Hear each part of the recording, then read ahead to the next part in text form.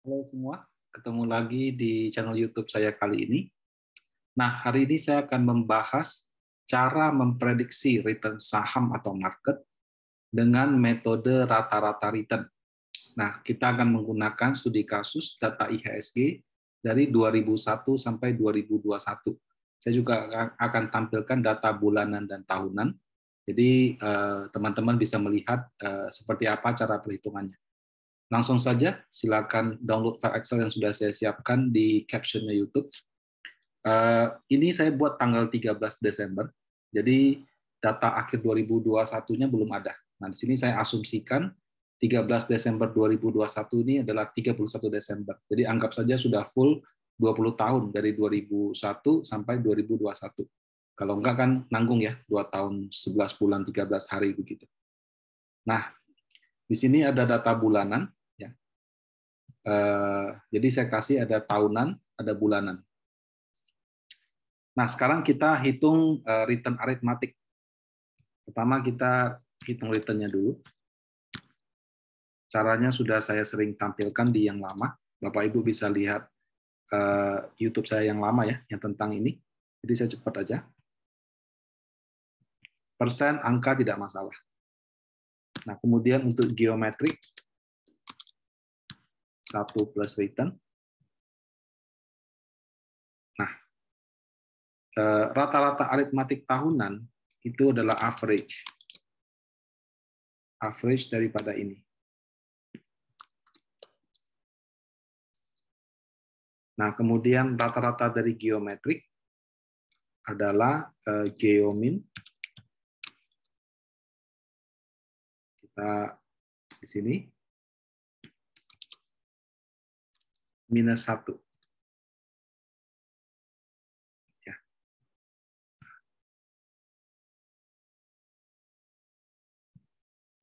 Nah, jadi kalau geomin adalah min 1. Pakai yang mana, Pak? 19 atau 15? Menurut saya yang harus dipakai adalah geomin. Kenapa? Karena geomin itu adalah return yang lebih real, karena mencerminkan apa yang pernah terjadi di masa lalu. Kalau aritmatik, kadang-kadang dia menggunakan rata-rata, dan kadang-kadang kalau kita hitung dari masa lalu belum tentu sama, seperti itu. Ya, karena dia cuma simple average. Nah, kalau ini sudah memperhitungkan faktor compounding atau bunga berbunga. Nah, jadi kalau misalnya orang tanya berapa prediksi return IHSG untuk 20 tahun yang akan datang, ya saya bisa katakan berdasarkan rata-rata dari 20 tahun terakhir, rata-ratanya 15%. Nah, jadi saya berasumsi ya 20 tahun ke depan juga setiap tahunnya bisa 15%. Nah, cara seperti ini kalau saya kategorikan berarti menggunakan asumsi analisa teknikal. Artinya apa yang pernah terjadi di masa lalu itu akan mengulang lagi di masa mendatang. Seperti itu. Ya, jadi itu dengan asumsi teknikal. Karena kalau kita bikin grafik, kita tarik Fibonacci, kita bikin analisa MACD segala macam, itu kan semua berasumsi. Kalau polanya seperti itu, maka akan seperti ini. Nah, sama juga kalau kita berasumsi bahwa rata-rata return historisnya adalah 15%, 15,22, maka range of return-nya ya kira-kira akan berkisar di level yang sama juga gitu.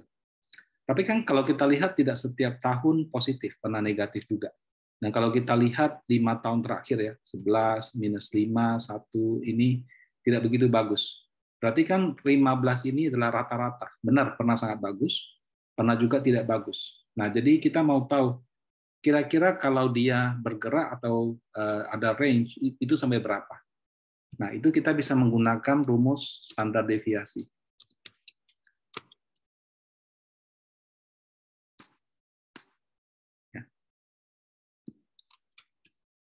Nah, standar deviasi return tahunannya adalah 31%. Jadi secara matematis, kalau orang tanya, oke, rata-ratanya adalah 15%, bisa meleset nggak? Oh, bisa. Melesetnya berapa? Jadi rata-ratanya 15. Meleset yang pertama adalah 15 dikurangi 1 dikali standar deviasi. Jadi 15% kurang 31 sih gampangnya. Kalau di sini, ini tambah 31%. Jadi mau langsung juga bisa tadi ya, saya ulangi ya. Sama dengan geometric mean dikurangi standar deviasi. Ya. Jadi dengan tingkat keyakinan 67%. Karena kalau plus minus 1 standar deviasi itu confidence levelnya adalah 67, ya return IHSG bisa berkisar antara minus 15% sampai 46%. Lebar sekali dong, Pak. Oh ya, benar. Tapi kayaknya pernah deh minusnya lebih dari 15%. Oh, pernah. Itu pernah sampai 50%. Ya, tapi kalau dalam kondisi normal, ya mungkin minus 1%, minus 12%, minus 2%, minus 5%. Jadi ini kejadian yang sangat jarang. Nah, caranya bagaimana kalau kita mau tahu yang lebih menyeluruh? Nah, Anda bisa menggunakan 2 kali standar deviasi. Jadi kalau 1 kali standar deviasi, confidence levelnya 67%. Kalau 2 standar deviasi, 2 kali, ya, nah itu menjadi 95%. Ya, ini juga 2 kali.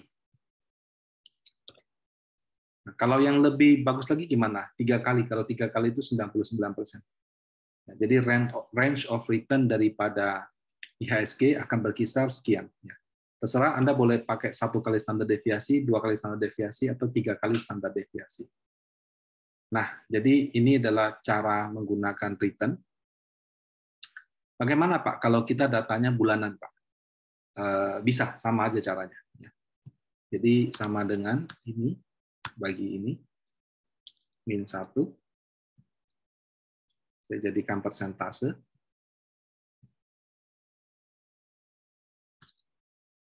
1 plus ini.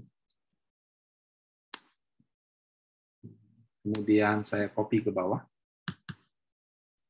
Nah, ini sama dengan average daripada yang bulanan.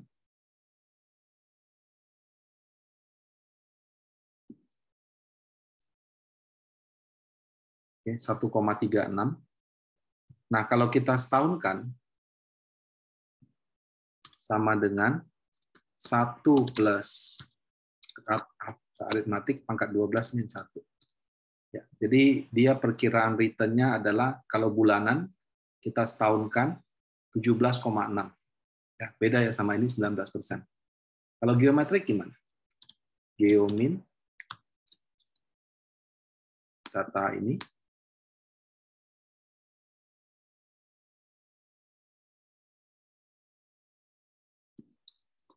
min 1. Ingat harus min 1 ya, karena kita kan plus 1 waktu ngitung. 1,18 sekian-sekian. Nah, kalau kita setahunkan, sama dengan 1 plus ini, pangkat 12 min 1. 15,2 sekian.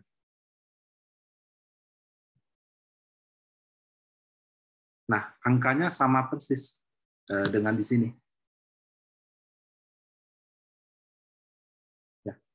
Nah, kenapa saya selalu menyarankan menggunakan geomin? Ya, karena kalau kita hitung dengan cara geomin, mau bulanan disetahunkan ataupun tahunan kita hitung, angkanya akan sama persis.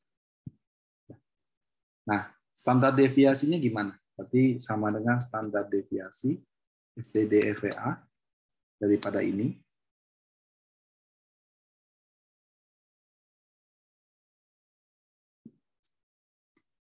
Standar deviasi itu dihitung dari return yang biasa ya, bukan 1 plus return. Oke. Nah, kemudian kita setahunkan. Kalau mensetahunkan standar deviasi, itu adalah kalau datanya bulanan kali 12 pangkat setengah atau akar 12. Ya, 20%.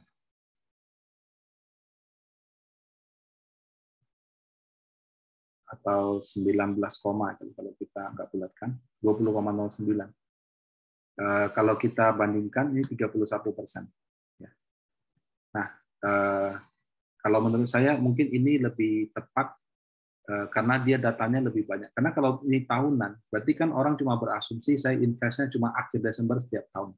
Padahal kalau kita sebagai investor bisa investnya akhir Januari, akhir Februari, akhir Maret, akhir April, bahkan bukan akhir April, bisa di awal, bisa di pertengahan, bisa minggu kedua, minggu ketiga. Ya, tapi karena kalau harian tidak konsisten 1 tahun berapa hari, mingguan juga tidak konsisten, yang paling konsisten ya data bulanan, karena 1 tahun pasti 12 bulan kerja. Gitu. Jadi 20%. Caranya sama, kita tinggal rata-ratanya 15%. Oke. Nah, kemudian dengan tingkat kepercayaan 67%, ya. Jadi ya 67% itu normal seperti itu. Kalau lagi apes, saya bisa 15 minus 20% dalam 1 tahun. Kalau dalam kondisi bagus, ya saya bisa 15 plus 20%, 35%.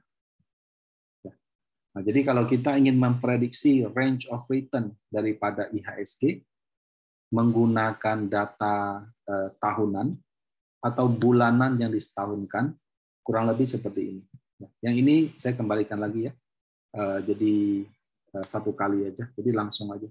Rata-rata dikurangi standar deviasi.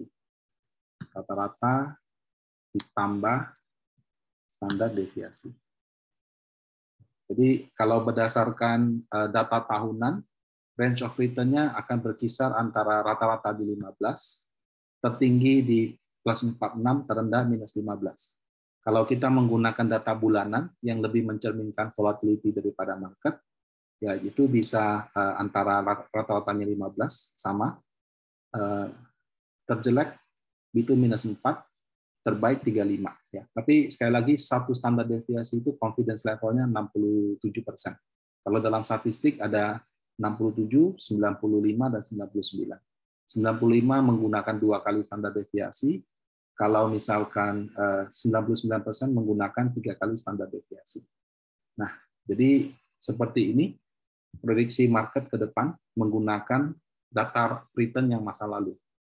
Apakah dipakai dalam praktek? Kalau dalam praktek orang di industri sekuritas ataupun reksadana, manajer investasi, terus terang jarang Bapak Ibu.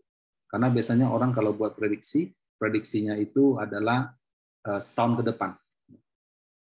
Setahun ke depan, misalnya IHSG tahun ini tutupnya 6.700, oh tahun depan kira-kira 7.500. Tahun depan 7.500, oke tahun depannya misalnya kondisi ABC bisa 8.000. Jadi jarang orang membuat prediksi yang berdasarkan tahun lalu berapa, terus tahun ini berapa. Apalagi 20 tahun yang lalu berapa, rata-rata 20 tahun ke depan berapa. Nah, cara ini mungkin lebih banyak dipakai sama financial planner, di mana mereka menggunakan data historis daripada market, dan mereka membuat proyeksi atau perencanaan keuangan yang 10 tahun, 15 tahun, 20 tahun ke depan. Nah, dalam konteks kalau ini reksadana atau saham, ya mereka juga akan menggunakan datanya bukan IHSG, tapi reksadananya, sahamnya, atau instrumen-instrumen lain yang mereka ingin prediksikan. Gitu. Cara ini punya plus minus, tapi kalau ditanya apakah praktikal, tidak, Bapak Ibu. Dalam teori mungkin iya. Kalau kita mau proyeksi jangka panjang ekonomis 15-20 tahun ke depan, mungkin iya. Tapi kalau kita ingin hari ini mau beli saham apa atau mau masuk apa tidak, rasa-rasanya proyeksi ini terlalu jangka panjang untuk digunakan. Tapi bagaimanapun ini juga salah satu cara yang bisa dipakai. Demikian sih dari saya. Selamat mencoba ya. Boleh memasukkan data reksadana, data saham, atau instrumen lain yang ada data historis. Demikian dari saya. Terima kasih. Semoga bermanfaat.